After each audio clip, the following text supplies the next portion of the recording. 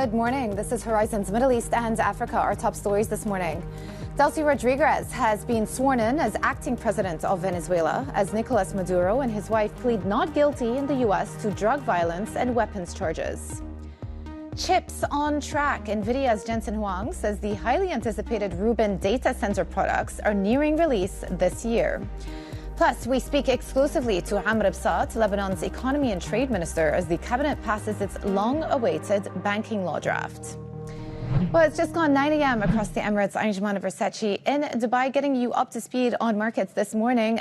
Yesterday, of course, we walked in and the main news was about Venezuela, the ousting of Maduro, and we were very closely watching markets to see how the reaction would be. By the end of the day, what we did see was Wall Street ending up in the green. Major day for energy stocks, and no surprise there, given many of the U.S. oil companies are seeing an opportunity in Venezuela. But just to give you they closed at their highest level since November 2024. So that is a sector that contains some of the key energy names in the U.S. A strong day. Today, what you're seeing is another very strong handover from Asia Pacific. MXAP up 1.1%. And this is actually quite interesting. And maybe tomorrow I can bring up a chart that shows this quite clearly. But over the last couple of months, the global equity outperformance has been led by Asia Pacific. It's not been Europe and it's not been the U.S. This is something that's been flagged by our Markets Live team. And that's continuing as we kick off the new year with some of these tech stocks, AI-related stocks really leading the charge. So that's the story over in Asia. Min will get into it in more details in just a moment.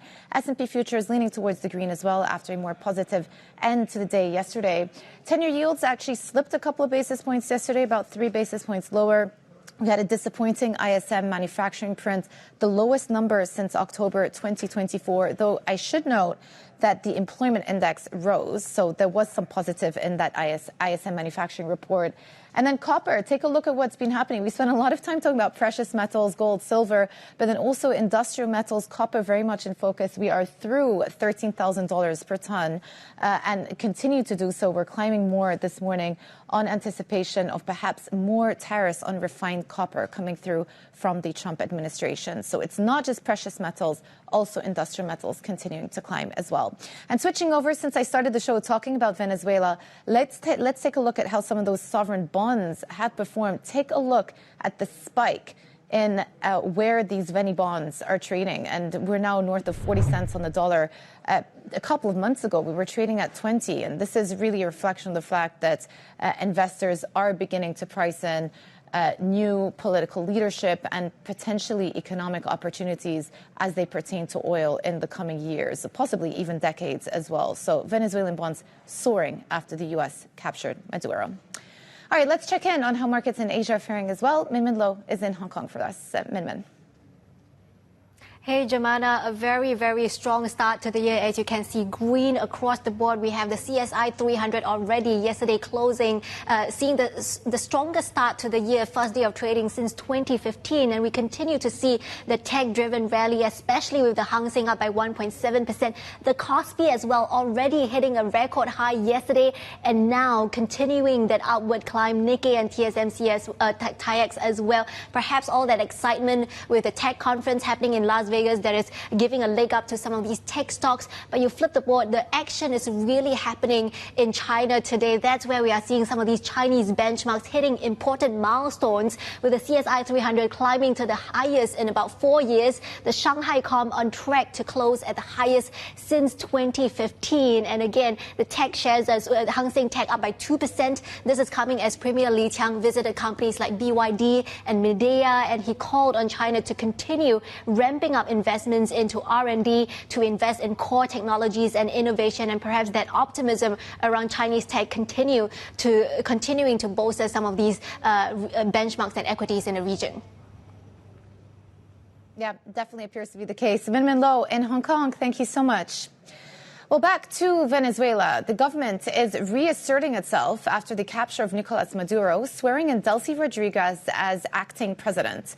Meanwhile, in New York, Maduro has pleaded not guilty to narco-terrorism charges. For more, our Asia government editor, John Herskovitz, joins us from Tokyo. So, John, in the introduction, I was talking about the fact that Venezuela have just sworn in Delcy Rodríguez as the acting president. How is the country looking to regroup after the ousting of Maduro? Well, what we're seeing right now is that the establishment is still in control. They're moving quickly to exert their authority, and we're seeing things like patrols in the streets of Caracas trying to keep tabs on people. And the Maduro loyalists are still in charge. They're in charge of key things, the military, they're in charge of the legislature, the courts, and also the state oil company. So the government that is there for continuation of the previous purposes. It's using the familiar patterns of repression to keep power. And the change is not through reform, it's through a continuation of the Maduro policies and the people. Well, this is a really important point, right? The continuation of those policies of repression. At the same time, the U.S. has signaled that they do want to work with Rodríguez. Do we understand what that cooperation agreement is going to look like between the U.S. and the Rodríguez government?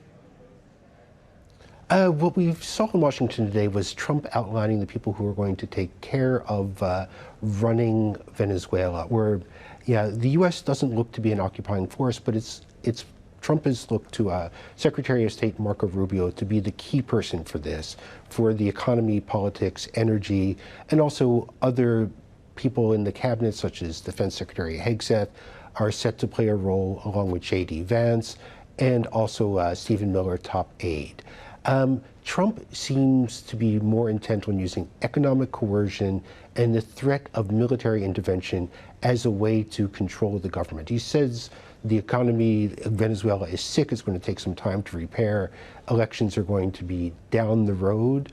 So we're going to see the current government that's in Venezuela stay there for a while and keeping the boots off the ground for now and trying to use the levers of economic power and the threat of the military to coerce the government to go along with running the country as he sees fit. Yeah, it's still very early days. We've got to see how this all plays out. John Herskovitz, our Asia government editor, thank you so much.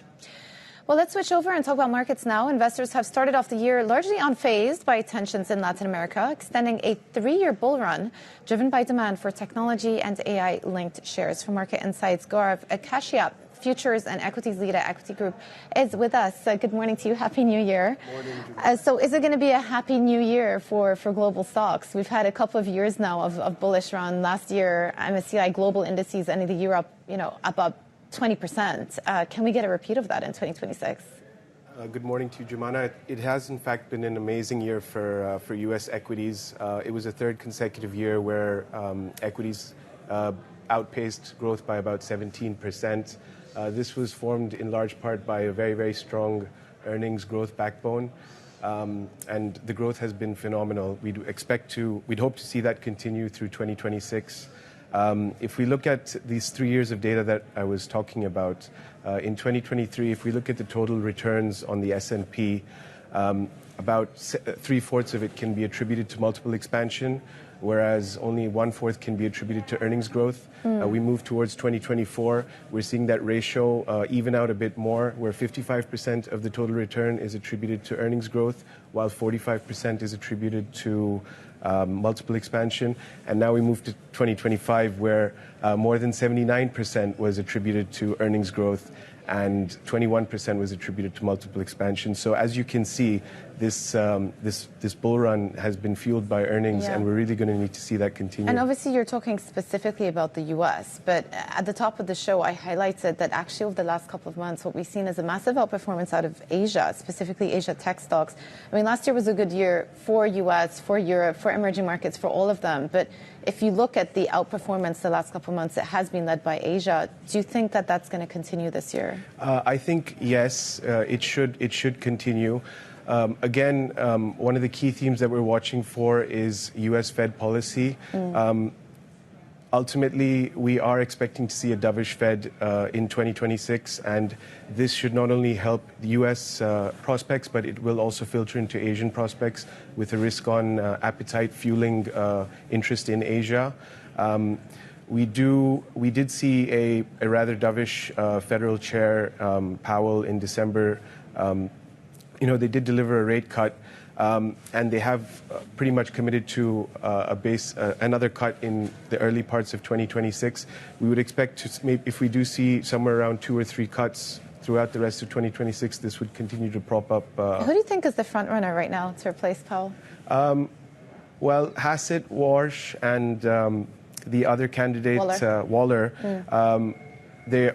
I would expect to see one of them, obviously, one of these successors to come through. But ultimately, Jumana, I think they all are favorable to the market. They all adopt, I mean, in a lot of their interviews, they've all come across very, very dovish towards interest rates. So it will still create a very favorable risk-on environment. I remember, if I rewind back to exactly a year ago, around this time, I was having conversations with people, and people were really bulled up. The Trump administration had just come in, or was just about to come in, and all these American executives were talking about growth and deregulation. And then obviously we had the tariff shock back in April. Markets rebounded from that.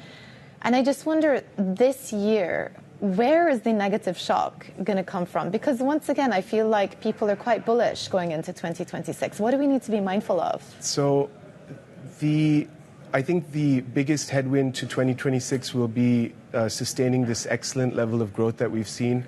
Again, if we focus on the U.S., GDP growth peaked at about 4% in 2025. We really would need these numbers to continue at this level or higher in 2026.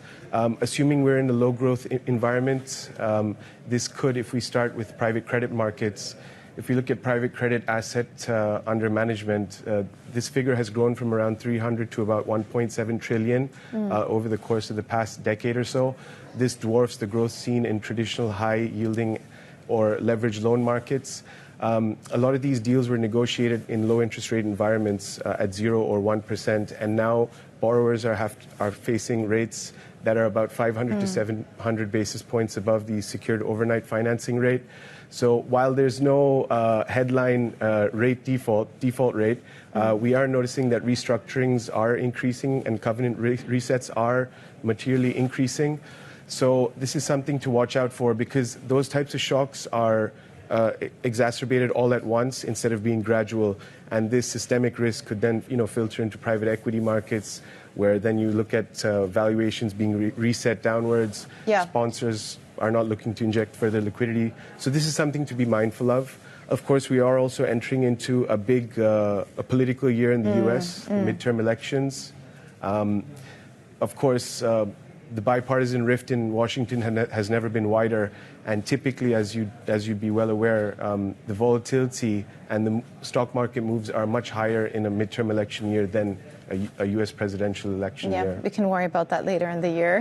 Gaurav, really good to have you on. Thank you so much for coming on Horizons. Thank you. Gaurav Kashyap, Futures and Equities Lead at Equiti Group.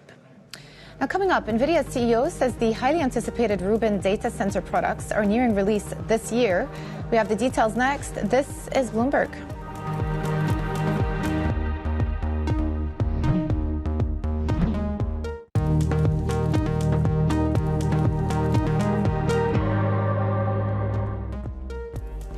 Welcome back to Horizons Middle East and Africa. I'm Jumana Versace in Dubai.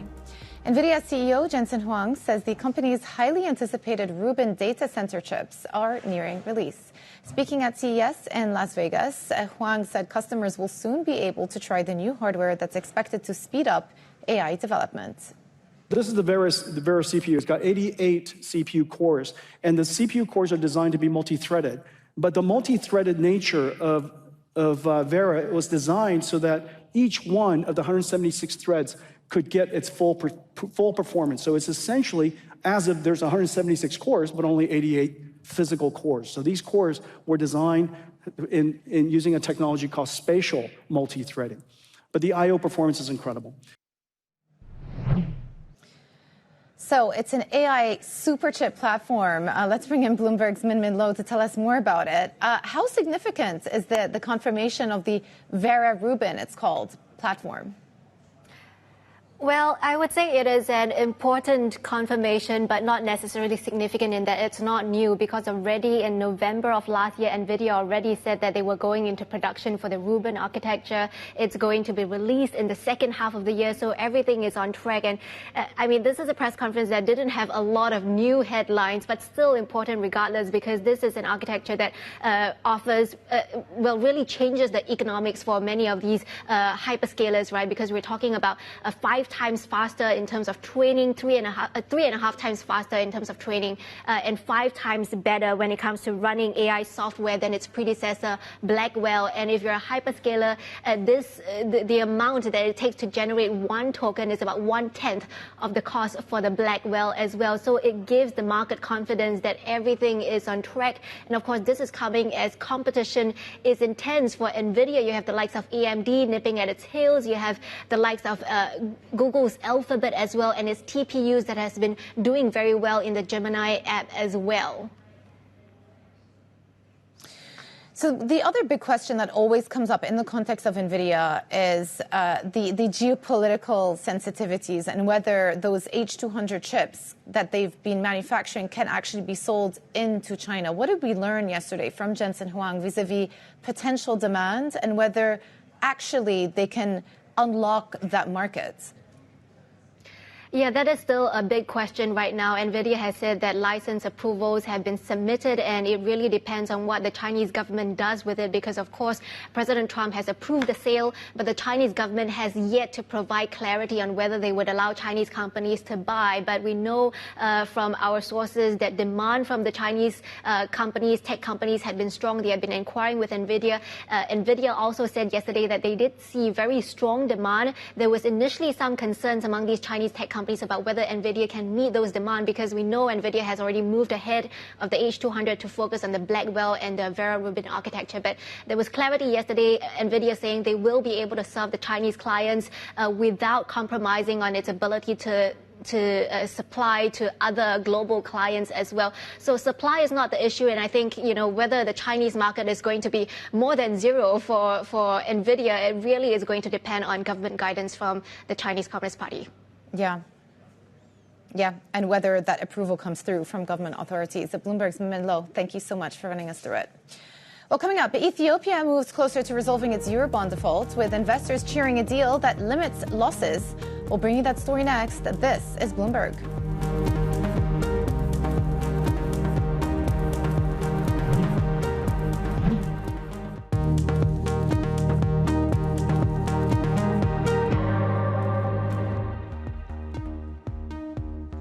Welcome back to Horizons Middle East and Africa. I'm Amer Bisat in Dubai. Zimbabwe's central bank says it plans to shift its monetary policy focus towards managing the money supply as part of efforts to rein in inflation. Annual inflation slowed to 15% in December, and the bank expects it to reach single digits this year. The bank also aims to transition away from reliance on the US dollar, saying the transition will depend on low inflation and a stable financial system. Algeria's president has replaced the country's central bank governor. According to a statement from the presidency, the governor was dismissed, and Deputy Governor Mu'tasim Boudiaf has been appointed as acting head of the central bank. Ethiopia says it has reached an agreement in principle with bondholders on a restructuring that would impose a 15% haircut on the $1 billion note it defaulted on 2 years ago. The agreement comes after talks collapsed last September and as the country works with the IMF to restore debt sustainability. For more, Bloomberg's Andira Ganga joins us right now. So big news out of Ethiopia. What does this restructuring tell us about how investors are perhaps reassessing Ethiopia's risk after that default a couple of years ago in 2023? Good morning, Jumana. So what we are seeing is a shift from crisis management, particularly when Ethiopia defaulted on their debt, and now they're going towards controlled recovery moving into 2026. And this is through a couple of things. First is that 15% haircut down from 18%. And because of that, they'll be issuing a new bond of $850 million, a quite attractive coupon of about 6%, and a repayment, front-loaded repayment in principle of $350 million by July of this year, and another payment in 2 years' time. And we saw the markets react to this. The bonds rallied 3 cents, and there is a little bit of caution, and it's less about debt relief and more of investors seeing this as restoration of repayment, but under more strict conditions. And this deal is really interesting because it exposes both parties to upside and downside risk. Now, there have been criticism before about debt restructuring, particularly in the case of Zambia, where investors were buffered when the economy in Zambia was doing well. But if anything could have happened to that economy, there were no guarantees for the sake of Zambia. And so Ethiopia is now being looked at as the perfect test case for this scenario. And this will be done through a value recovery instrument, where if exports exceed IMF projections, $180 million go to investors. But if they fall below 85% of those projections, then $100 million could be up in the wind. So what we are looking at is a really a rare symmetry, and it could mean that Ethiopia could be heading towards sustained recovery. That's interesting, the focus on the export-linked repayments. So what does this mean overall for Ethiopia's debt sustainability on zero? It means that Ethiopia can honor whatever obligations and whatever parameters they set in this new agreement, because if you look at the exports, they've performed really well. You look at coffee, brought in about $2.6 billion, gold brought in about $3.7 billion, and this is because of the surge that we saw in gold in the international market. And so we're looking at a country where their terms of restructuring this debt and debt sustainability is not linked to hopeful projections of the economy will grow, or rather fiscal tightening, but rather the country's ability to be able to bring in dollars. But there are a couple of things that they will have to look at. Currently, the outlook is really mixed. The birr depreciated by about 15%, but on the other hand, inflation was able to go down from 18% to 10%, coupled with export growth. We could be seeing early stabilization, and this is a country that could be headed towards recovery. But there are a couple of things that they will need. They will need approval from IMF, OCC. They'll need to ensure that they maintain transparency. Their tax environment is predictable. There is security, and also moving forward, they'll have to ensure that they honor whatever obligations that they set for these investors. So from a panoramic view, we're not necessarily looking at a debt deal. We're looking at repricing of Ethiopia's risk, where investors are exposed to both upside and downside risk. But on the other hand, Ethiopia gets a little bit of breathing room in order to rejig their fiscal and economic outlook. Bloomberg's Onziro Ganga in Kigali, Rwanda. Thank you so much. Well, let's take a look at how some of the key market indicators are faring as we head into the third day of trading for this year. S&P futures pointing towards the green, up 15 basis points, a more solid day yesterday, specifically for the energy sector. Nasdaq also leaning towards positive, up 0.3%, and European markets look like they're going to open up in positive territory as well. So green on the screen as we head into the trading day. Coming up, Lebanon's Economy and Trade Minister Amer Bisat joins me exclusively to discuss the draft banking law passed by the cabinet, which aims to free up trapped deposits.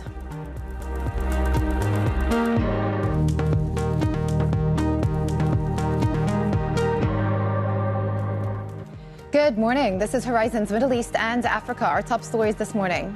Delcy Rodríguez has been sworn in as acting president of Venezuela as Nicolas Maduro and his wife plead not guilty in the U.S. to drug violence and weapons charges.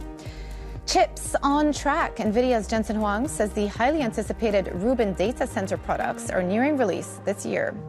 Plus, we speak exclusively to Amer Bisat, Lebanon's Economy and Trade Minister, as the cabinet passes its long-awaited banking law draft. It's just gone 9:30 a.m. across the Emirates. I'm Jumana Versace in Dubai. Let's get you up to speed on markets. The handover from Asia Pacific strong once again. Earlier on the show, I was talking about the outperformance the last couple of weeks of these Asia Pacific stocks, specifically some of those China tech stocks versus the rest of the world. And that theme seems to be keeping up for the first couple of trading days of this year. MXAP up 1.2%, so strong handover from these Asian markets. S&P futures also leaning towards the green, up about 14 basis points. A better close yesterday for Wall Street, both for S&P and for the Nasdaq, brushing off some of those concerns about extra geopolitical premium, the events in Venezuela. Though, as noted earlier, very strong day for the energy space, for energy stocks in the U.S. yesterday, with that particular part of the market closing at its highest level since November 2024. So again, the story continues in Venezuela. 10-year yields slipped a couple of basis points yesterday. We had a weaker than expected ISM manufacturing number come through in the U.S., the lowest level since October 2024. So that put some downward pressure on yields. We're sitting at 4.18 right now. And then copper, take a look at what's been happening, as we spoke about, not just in precious metals and gold and silver, but also industrial metals across the board, too. Copper is one of them, up 2.5% through $13,000 per ton, and continues with that clean break through it on anticipation of perhaps further tariffs on refined copper coming through from the Trump administration and a squeeze on that market, really. Switching over, just the flag on Venezuela specifically, we've seen a massive rally in the bonds. Just to give you an idea, for the most part or the beginning part of 2025, we were trading between 15 and 20 cents on the dollar. Take a look now. Just in the last day or so, we've massively jumped upwards, trading at around 42 cents on the dollar. So really soaring after the U.S. captured Maduro. And obviously now we have a new interim president, some questions about how it's going to work with the U.S., the extent of the U.S. involvement in Venezuela, what that means for oil infrastructure. But certainly bond investors are accounting for a much rosier economic outlook for Venezuela than they were, say, about 12 months ago. Okay, let's check in on how markets in Asia are faring as well. Min Lo is in Hong Kong for us. Min. Hey, Jumana, we are checking commodities today because, as you said, the Venezuelan crisis is really affecting the prices of gold and silver and copper as well. As you said, surging towards a record high once again on concerns that maybe President Trump might revisit those tariff questions, and that's reviving the arbitrage trade here with the accelerated shipments towards the U.S. And that is also reflected in some of these Chinese mining stocks here. Jiangxi Copper up as much as 5.4%. But you flip the board, we are also taking a look at the tech rally that we have been seeing in China. And what's interesting is that we have been seeing a switch of this market leadership. We usually see H shares outperforming, but here you can see the Chinex sort of taking over the Hang Seng Tech here and holding on to gains since late last year, while the Hang Seng Tech failing to recover from September or October of last year. And a part of this is because we have been seeing this wave of IPOs in mainland China, especially on Shanghai Star Market. Some of these tech companies seeing very strong debuts, triple-digit gains on day one of trading, and that is just reigniting interest in some of the second-tier, third-tier, and smaller companies that are listed on the Chinex index. For example, we are seeing this rally broadening out from the big tech companies like Baidu and Alibaba, and it also shows you that the next frontier of Chinese tech is moving away from EVs and internet companies to some of these chips, robotics, and quantum computing companies that are listed in mainland China. Interesting. Okay, it's interesting to see that rotation taking place from some of the more well-known names to the new sort of avant-garde tech space in these Chinese sectors. Min Lo, thank you so much for breaking it down for us, Min Lo, in Hong Kong.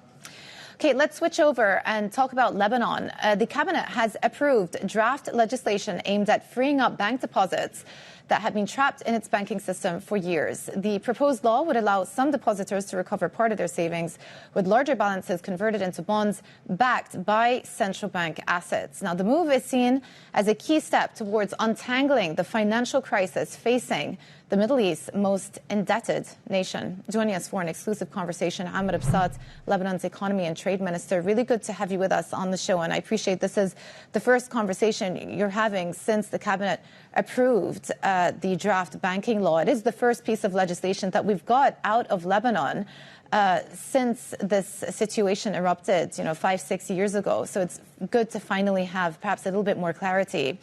Many questions I want to ask you, but before I get into that, Minister, let me just start off by asking you exactly who drafted this proposal. Good morning, Jumana. Thank you very much for having me, and Happy New Year to you and to your audience. Listen, this was a collective effort by a group of people within the cabinet. It was led by the Prime Minister, who was extremely involved and very focused on this from day one. It obviously has the Minister of Finance, who is leading the effort, the Governor of the Central Bank, and myself. We are a group of 4 people. We spent months thinking, debating, discussing. This is a very complicated legal, financial, but also political issue.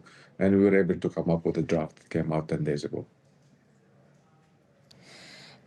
The end result, ultimately, do you believe that there is a fair distribution of losses in the system amongst all of the stakeholders that you mentioned, whether it's the central bank, the states, the Eurobond holders, and the depositors? Does this piece of legislation distribute the losses fairly? Let me make thank you for the question. I mean, listen, let me make a few broad comments, first of all.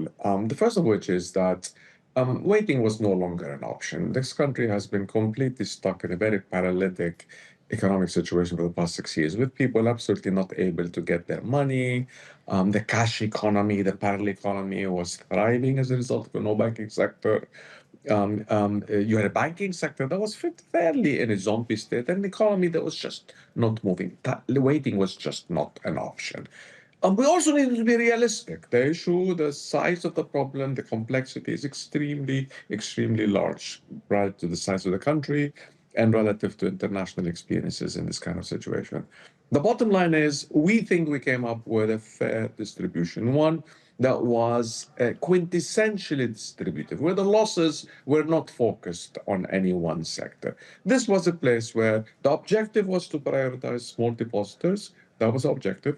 The objective was to provide a fair, clear, transparent path to people getting their large deposits over time. The banks needed to be thought through in a restructuring sense, and the government had to step in as well with a fairly large role as well. Yeah.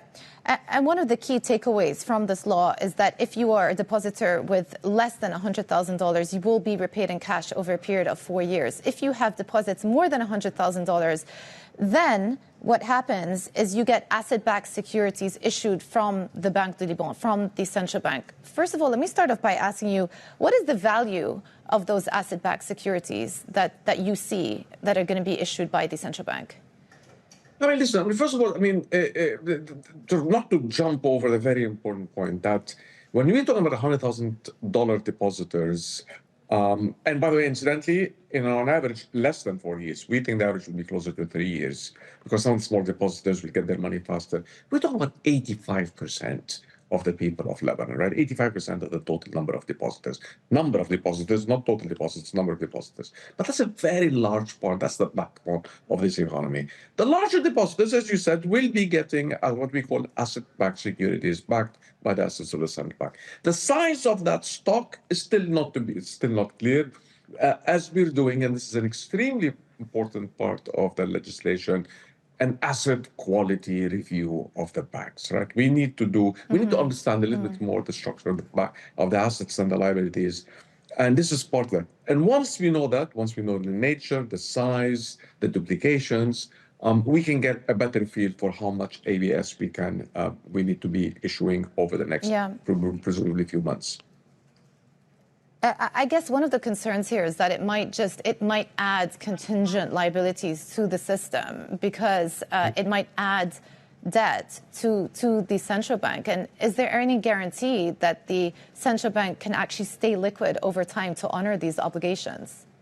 We feel fairly comfortable that the size of the assets, the nature of those assets, the returns that could come with those assets, the fact that those assets are backed, they're not gross debt, their net debt is much lower because they're backed with assets as well. We feel fairly comfortable with the capability of the central bank, with the assistance of newly restructured banks.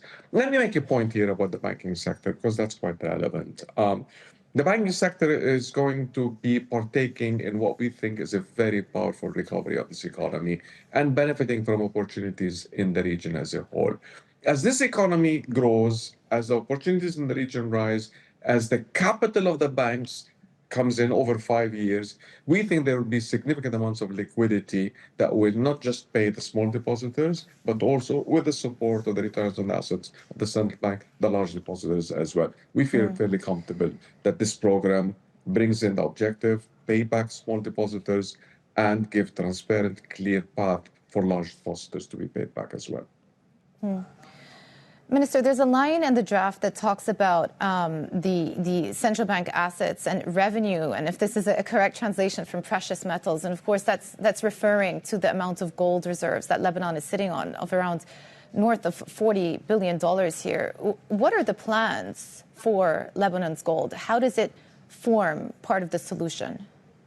No, the issue of the gold is fairly clear. We are governed by a law, by a parliamentary law right now that says that gold cannot be sold or mortgaged But nonetheless, and it's an important point that people have sort of been talking about it, this is an asset, right? This is a fairly important asset that does exist and that provides the backing, provides the support, the confidence for asset holders, the ABS holders, that they will be repaid over time. But on the other hand, it's important to notice also that the assets of the central bank are not just the gold, right? They have multiple assets as well in terms of real assets, real productive assets, real estate as well, liquid reserves as well.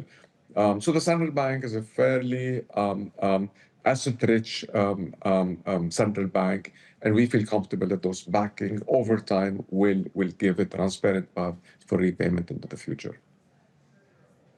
Okay, so can you give us any clarity on whether there are plans to sell the gold at this point? The law is fairly categorical. The draft law is fairly categorical. Given the 1986 law that says gold cannot be sold or mortgaged, this is not part of the solution. This is not part of. There's no plan whatsoever to do anything with the gold right now. Okay. I know that you've also, the Lebanese government, yourself, the finance minister, you've been having conversations with the IMF. What has been the response out of the IMF to this proposed legislation? I can say that the discussions are fairly productive, fairly advanced, and I have to say quite positive.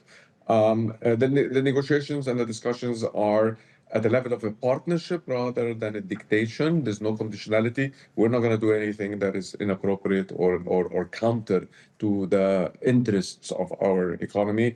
But we feel that the authorities have, the IMF sees our approach, understands that our approach is consistent with international best practices. And we've had long conversations with them, and I think the conversations are quite constructive, and we look forward to continuing them over the next few weeks. Okay, so the cabinet has passed this draft law. What is the timing for the parliament passing it? And do you expect that to happen in the next couple of months before the elections take place in May?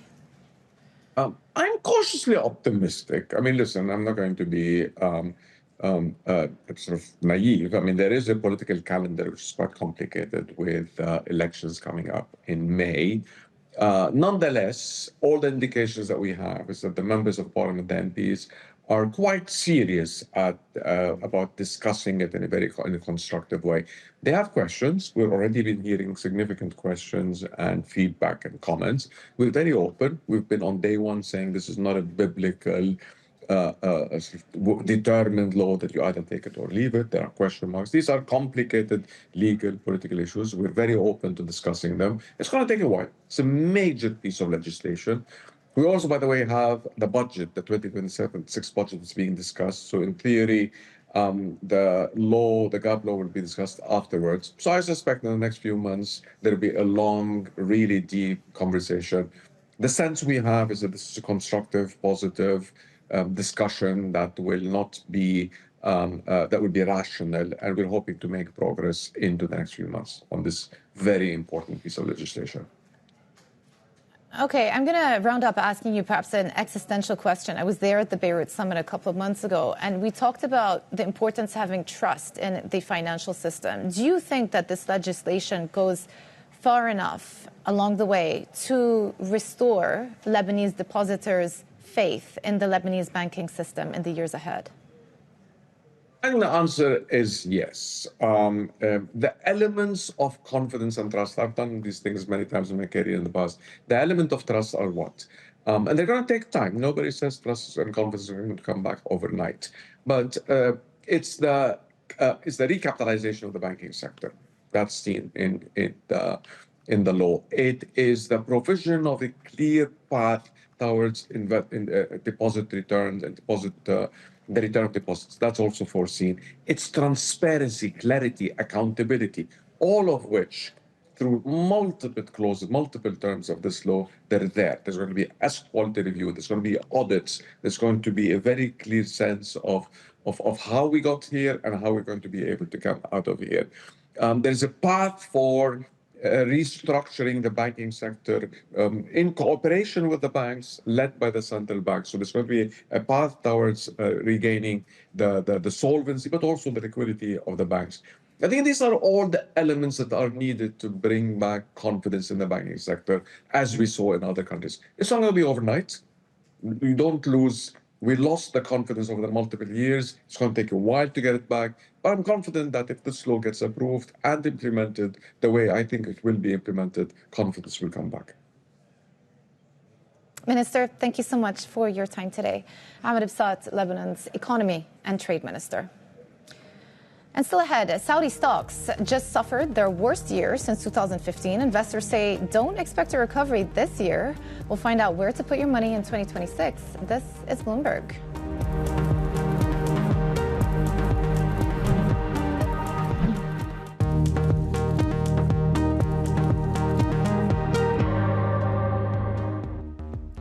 Welcome back to Horizons Middle East and Africa. I'm Amer Bisat in Dubai. With the first full trading week of 2026 now underway, investors may be curious to know what to expect. In Europe, the momentum is undeniable. After their best year since 2021, analysts say the region's stocks still have plenty of room to run. And across the Atlantic, U.S. optimism is hitting a fever pitch. The latest Markets Pulse survey predicts a fourth straight year of double-digit gains, a winning streak not seen since the late 90s. But the mood shifts when we look at the Middle East, and Saudi Arabia's Tadawul just capped its worst year in a decade, tumbling 14% last year. So for more, let's talk to Vera Al-Bahrawi, Bloomberg's team leader for EMEA equity markets. So much to talk about. Let's start with Europe. Why are analysts so bullish on Europe? Well, like you just said, Jumana, the bullishness is really unexpected in Europe. You have no one really expecting material downside or really any downside this year. We have different parts fueling the market in Europe than in the US. That's banks. Banks were up some 50-60% last year in Europe, and the rally is expected to continue. These stocks are super profitable. They're handing back returns to shareholders, and the outlook still continues to be really good while they're really cheap. So that seems like it's going to continue to be a driver for the rally. Defense is another one. Defense, of course, after Venezuela, we've seen those stocks rally again yesterday. They had pulled back a little bit from the peaks. And another segment in the market that's really interesting is renewables. That's sort of a semi-AI play because you need a lot of energy to fuel those data centers. That is fueling AI, and of course that's supporting the rally in the US. So there's a little bit of an AI theme there. So renewables is another really interesting one, as well as miners. Metals are doing super well, and miners have been rallying. Yeah, we've picked up on that theme, especially in the UK. FTSE, some of those mining stocks in the UK, outstanding last year. In the U.S., I guess so much of it has been centered around the Magnificent Seven. What's in store for 2026? So, yes, the Mag 7 has been rallying. They've pulled back a little bit, and no one really expects them to fall off a cliff. I mean, they continue, again, to be really profitable. They continue to, their earnings continues to grow, and the outlook remains there. But I think a lot of people are expecting the rally to start broadening in the U.S. this year. Cyclical stocks could be really interesting if the economy holds up. Banks, that's one thing that investors are looking at, as well as the consumer. If the American consumer continues to spend, a lot of those names could be of interest for this year. Okay, let's talk about the region. In the introduction, I was talking about the underperformance of the Tadawul last year. There was a lot of pressure. Public finances, lower oil revenue. What are analysts predicting for 2026 in the Saudi Stock Exchange? Unfortunately, while emerging markets are expected to rally, they're expected to lead gains this year, actually over the next decade. Saudi Arabia is not a favored market. The outlook for oil continues to be bleak. We've seen the market sell off with all of the geopolitical tensions, not just in the region, but again in Venezuela. So the outlook for the Saudi market is not looking very bright as of now. Earnings and the economy need to improve significantly for investors to start getting excited about the market again. Okay, Vera, thank you so much for a quick around-the-world overview going into 2026. Vera Al-Bahrawi, Bloomberg's team leader for EMEA equity markets. More news ahead. This is Bloomberg.